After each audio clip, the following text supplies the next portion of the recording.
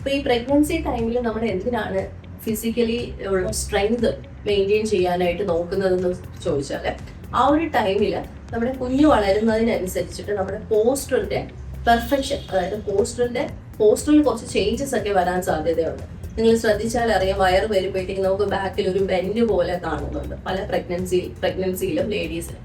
അപ്പോൾ ആ ഒരു സമയത്ത് നമ്മൾ പെർഫെക്റ്റ് ആയിട്ടുള്ള ഒരു ആസനാസ് പ്രാക്ടീസ് ചെയ്യുന്നതിലൂടെ നമുക്ക് സ്ട്രെങ്ത് മെയിൻറ്റെയിൻ ചെയ്യാനും ഇങ്ങനെയുള്ള പ്രോബ്ലംസിനെ ഒരു പരിധി വരെ ഒഴിവാക്കാനും ഹെൽപ്പ് ചെയ്യുന്നുണ്ട്.